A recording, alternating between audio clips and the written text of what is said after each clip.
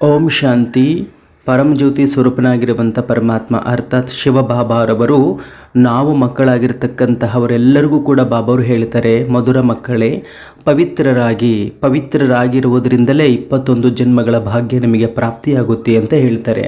ಹಾಗಾಗಿ ಭವಿಷ್ಯದ ಒಂದು ಪದವಿ ನಿರ್ಧಾರ ಆಗುವುದು ಕೂಡ ನಮ್ಮ ಪವಿತ್ರತೆಯ ಪರ್ಸೆಂಟೇಜ್ ಆಧಾರದ ಮೇಲೆ. ಹಾಗಾದರೆ ಪವಿತ್ರವಾಗಿರ್ತಕ್ಕಂಥ ಆತ್ಮ ಅಂದರೆ ಅಪವಿತ್ರ ಯಾವಾಗ ಆಗುತ್ತೆ, ಅಪವಿತ್ರ ಆಗಲಿಕ್ಕೆ ಮೂಲ ಕಾರಣಗಳೇನು ಅಂತ ನಾವು ನೋಡೋದಾದರೆ ನೋಡಿ, ಪವಿತ್ರವಾಗಿರ್ತಕ್ಕಂಥ ಆತ್ಮ ಅಪವಿತ್ರ ಆಗಲಿಕ್ಕೆ 50% ಕಾರಣ ಯಾವುದಾಗಿದೆ ಅಂತಂದರೆ ಕಾಮವಿಕಾರ. ಕೇವಲ ಕಾಮವಿಕಾರದಿಂದಲೇ 50% ಆತ್ಮ ಅಂತಕ್ಕಂಥದ್ದು ಏನಾಗ್ತದೆ, ಅಪವಿತ್ರವಾಗ್ತಾ ಹೋಗ್ತದೆ. ಹಾಗಾಗಿ ಕಾಮವಿಕಾರವನ್ನು ಮಹಾಶತ್ರು ಅಂತ ಬಾಬಾವರು ಹೇಳ್ತಾರೆ. ಆದಿ ಮಧ್ಯ ಅಂತ್ಯ ನಮಗೇನು ಮಾಡ್ತದೆ, ಅದು ದುಃಖ ಕೊಡ್ತದೆ ಅಂತ ಹೇಳಿದ್ದಾರೆ. 50% ಅಪವಿತ್ರ ಆಗಿಬಿಡ್ತೀವಿ ನಾವುಗಳು. ಇನ್ನು 50% ಇನ್ನು ಉಳಿದಂಥ ಅಂಶಗಳಿಂದ ನಾವೆಲ್ಲರೂ ಕೂಡ ಅಪವಿತ್ರರಾಗ್ತೀವಿ. ಹಾಗಾದರೆ ಆ ಉಳಿದಂತಹ ಇತರೆ ಅಂಶಗಳು ಯಾವುದು ಅಂತ ಹೇಳಿದರೆ, ಮೊದಲನೇದಾಗಿ ನಾನು ಮತ್ತು ನನ್ನದು ಅನ್ನುವಂಥ ಸಂಕಲ್ಪಗಳನ್ನು ಮಾಡೋದರಿಂದ. ನೋಡಿ, ನಾನು ಮತ್ತು ನನ್ನದು ಅನ್ನುವಂಥ ಸಂಕಲ್ಪಗಳನ್ನು ನಾವು ಹೆಚ್ಚೆಚ್ಚು ಮಾಡಿದ ಹಾಗೆ ಆತ್ಮ ಅಂತಕ್ಕಂಥದ್ದು ಅಪವಿತ್ರವಾಗ್ತಾ ಬರ್ತದೆ.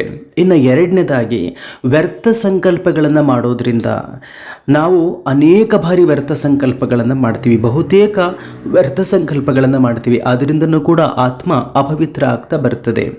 ಮೂರನೇದಾಗಿ ಆತ್ಮ ಕೆಟ್ಟ ಸಂಕಲ್ಪಗಳಿಂದ ಮಾಡುವುದರಿಂದನೂ ಕೂಡ ಅಪವಿತ್ರವಾಗ್ತದೆ ಅಂತ ಹೇಳ್ತಾರೆ. ಸೊ ಕೆಟ್ಟ ಸಂಕಲ್ಪಗಳನ್ನು ಕೂಡ ನಾವು ಮಾಡಬಾರ್ದಾಗಿದೆ. ಅದೇ ರೀತಿ ನಾಲ್ಕನೇದಾಗಿ ಕೆಟ್ಟ ಮಾತುಗಳನ್ನು ಆಡೋದರಿಂದ, ಕೇವಲ ಸಂಕಲ್ಪ ಅಷ್ಟೇ ಅಲ್ಲ, ಕೆಟ್ಟ ಮಾತುಗಳನ್ನು ಆಡೋದರಿಂದನೂ ಕೂಡ ಆತ್ಮ ಅಪವಿತ್ರವಾಗ್ತದೆ. ಐದನೇದಾಗಿ ಆತ್ಮ ಕೋಪಗೊಳ್ಳುವುದರಿಂದನೂ ಕೂಡ ಕೆಲವೊಂದು ವಿಚಾರಗಳಿಗೆ ಆತ್ಮ ಏನು ಮಾಡ್ತದೆ, ಕೋಪಗೊಳ್ಕೊಳ್ತದೆ ಅಲ್ವಾ. ಆ ಕೋಪ ಮಾಡ್ಕೊಳ್ಳೋದ್ರಿಂದನೂ ಕೂಡ ಆತ್ಮ ಅಪವಿತ್ರವಾಗ್ತದೆ. ಆರನೇದಾಗಿ ಅನ್ಯರ ಬಗ್ಗೆ ಅಲ್ಲ ಸಲ್ಲದ ಮಾತುಗಳನ್ನು ಮಾತಾಡೋದ್ರಿಂದ, ನಾವು ಇನ್ನೊಬ್ಬರ ಬಗ್ಗೆ ಅಲ್ಲ ಸಲ್ಲದ ಮಾತುಗಳನ್ನು ಯಾವುದೇ ಕಾರಣಕ್ಕೂ ಕೂಡ ಮಾತಾಡಬಾರದು. ಹಾಗೆ ಮಾತಾಡೋದ್ರಿಂದನೂ ಕೂಡ ಆತ್ಮ ಅಪವಿತ್ರವಾಗ್ತದೆ ಅಂಥೇಳಿ.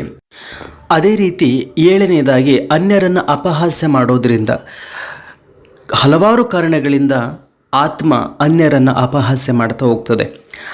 ಆ ದೇಹದ ಅಂಶಗಳನ್ನು ಆಧಾರವಾಗಿಟ್ಟುಕೊಂಡು ಹಾಗೆ ಅನ್ಯರನ್ನು ಅಪಹಾಸ್ಯ ಮಾಡೋದರಿಂದನೂ ಕೂಡ ಆತ್ಮ ಅಪವಿತ್ರವಾಗ್ತಾ ಹೋಗ್ತದೆ. ಎಂಟನೇದಾಗಿ ತನ್ನನ್ನು ಬೇರೆಯವರೊಂದಿಗೆ ಹೋಲಿಸಿಕೊಳ್ಳುವುದರಿಂದ, ಯಾವುದೇ ಕಾರಣಕ್ಕೂ ಕೂಡ ನಾವು ಆತ್ಮಾಭಿಮಾನಿಗಳಾಗಿರಬೇಕೇ ಹೊರತು ದೇಹಾಭಿಮಾನದಲ್ಲಿ ಬರಬಾರ್ದು. ದೇಹಾಭಿಮಾನದಲ್ಲಿ ಬಂದಾಗ ಬೇರೆಯವರೊಂದಿಗೆ ನಮ್ಮನ್ನು ಹೋಲಿಕೆ ಮಾಡ್ಕೊಳ್ತೀವಿ. ಹಾಗೆ ಹೋಲಿಕೆ ಮಾಡಿಕೊಂಡಾಗಲೂ ಕೂಡ ಆತ್ಮ ಅಂತಕ್ಕಂಥದ್ದು ಅಪವಿತ್ರವಾಗ್ತಾ ಹೋಗ್ತದೆ. ಒಂಬತ್ತನೇದಾಗಿ ನಾನು ಚೆನ್ನಾಗಿ ಸೇವೆ ಮಾಡ್ತಾ ಇದ್ದೇನೆ ಅನ್ನುವಂಥ ಅಭಿಮಾನವೂ ಕೂಡ ದೇಹದ ಅಭಿಮಾನ ಆಗಿದೆ. ಹಾಗಾಗಿ ಮಾಡಿಸುವಂತಹವನು ಪರಮಾತ್ಮನಾಗಿದ್ದೇನೆ ಅನ್ನುವಂಥ ಭಾವದಲ್ಲಿರಬೇಕೇ ಹೊರತು ನಾನು ಚೆನ್ನಾಗಿ ಸೇವೆ ಮಾಡ್ತಿದ್ದೇನೆ ಅನ್ನುವಂಥ ಒಂದು ಅಭಿಮಾನದಲ್ಲಿ ಬರೋದರಿಂದನೂ ಕೂಡ ಆತ್ಮ ಅಷ್ಟು ಪರ್ಸೆಂಟ್ನಷ್ಟು ಅಪವಿತ್ರತೆಗೆ ಒಳಗಾಗ್ತದೆ. ಯಾಕೆ ಅಂತಂದರೆ ನಾನು ನನ್ನದು ಅನ್ನುವಂಥದ್ದು ಬಂದ್ಬಿಡ್ತದಲ್ಲಿ. ಹತ್ತನೇದಾಗಿ ಕೆಟ್ಟ ಯೋಚನೆಗಳನ್ನು ಮಾಡೋದರಿಂದ, ಕೆಟ್ಟ ಮಾತುಗಳನ್ನು ಆಡೋದಷ್ಟೇ ಅಲ್ಲ, ಕೆಟ್ಟ ಯೋಚನೆಗಳಿಂದನೂ ಕೂಡ ನಾವು ದೂರ ಇರಬೇಕಾಗ್ತದೆ. 11ನೇದಾಗಿ ನಾನು ಮಾತ್ರ ಚೆನ್ನಾಗಿರಬೇಕು, ಅನ್ಯರು ಚೆನ್ನಾಗಿರಬಾರದು ಅನ್ನುವಂಥ ಸಂಕಲ್ಪಗಳನ್ನು ಮಾಡೋದರಿಂದನೂ ಕೂಡ ಆತ್ಮ ಅಪವಿತ್ರವಾಗ್ತಾ ಬರ್ತದೆ. ಹಾಗೆ ನಾನು ಮಾತ್ರ ಮುಂದುವರಿಬೇಕು, ಬೇರೆಯವರು ಮುಂದುವರಿಬಾರ್ದು ಅನ್ನುವಂತಹ ಸಂಕಲ್ಪಗಳನ್ನು ಮಾಡೋದರಿಂದನೂ ಕೂಡ ಆತ್ಮ ಅಪವಿತ್ರವಾಗ್ತದೆ. 13ನೇದಾಗಿ ಅನ್ಯರನ್ನು ಹೊಡೆಯೋದ್ರಿಂದ ಮತ್ತು ಬೈಯೋದ್ರಿಂದನೂ ಕೂಡ ಆತ್ಮ ಅಪವಿತ್ರವಾಗ್ತದೆ ಅನ್ನುವಂಥದ್ದಾಗಿ. ಆದ್ದರಿಂದ ಬಹಳ ಹುಷಾರಾಗಿರಬೇಕಾಗ್ತದೆ. ಹಾಗೆ 14ನೇದು ಯಾವುದೇ ಒಂದು ವಿಷಯದ ಬಗ್ಗೆ ಚರ್ಚೆ ಮಾಡದೆ ವಿತಂಡವಾಗಿ ವಾದ ಮಾಡೋದರಿಂದ, ಸಾಕಷ್ಟು ಈ ಬಾರಿ ಕೇಳ್ತಾ ಇದ್ದೀವಿ ನಾವು ಇತ್ತೀಚೆಗೆ, ವಿತಂಡವಾದಗಳನ್ನು ಮಾಡ್ತಾರೆ. ಅದರಿಂದನೂ ಕೂಡ ಆತ್ಮ ಅಪವಿತ್ರವಾಗ್ತದೆ. ಹಾಗೂ ಪರಮಾತ್ಮನ ನೆನಪು ಮರೆತು ಹೋಗೋದ್ರಿಂದ, ಇದು ಬಹಳ ಪ್ರಮುಖವಾಗಿ ಬೇಕಾಗ್ತದೆ. ಪರಮಾತ್ಮನನ್ನು ಮರೆಯೋದ್ರಿಂದ ಅಪವಿತ್ರರಾಗ್ತೀವಿ.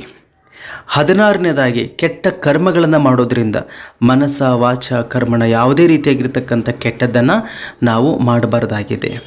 ಇನ್ನು ಅನೇಕ ಸೂಕ್ಷ್ಮ ಅಂಶಗಳಿಂದ ಆತ್ಮ ಅಪವಿತ್ರವಾಗಿಬಿಡ್ತದೆ. ಹಾಗೆ ಅಪವಿತ್ರವಾಗದಂತೆ ನೋಡಿಕೊಳ್ಳೋದು ನಮ್ಮೆಲ್ಲರ ಜವಾಬ್ದಾರಿ ಆಗಿದೆ. ಇದನ್ನೇ ಆತ್ಮದ ಉನ್ನತಿ ಅಥವಾ ಸ್ವಕಲ್ಯಾಣ ಅಂತ ಕರಿತೀವಿ. ಬ್ರಾಹ್ಮಣರಾಗಿರುವಂತಹ ನಾವೆಲ್ಲರೂ ಕೂಡ ಈ ಒಂದು ಪವಿತ್ರವಾಗುವಂತಹ ಸಾಧನೆಯಲ್ಲಿ ನಾವು ಏನಾದರೂ ಅನುತ್ತೀರ್ಣರಾಗಿದ್ದೀವಿ ಅಂತ ಹೇಳಿದರೆ ಬಹಳಷ್ಟು ಕಷ್ಟವಾಗ್ತದೆ. ಓಂ ಶಾಂತಿ.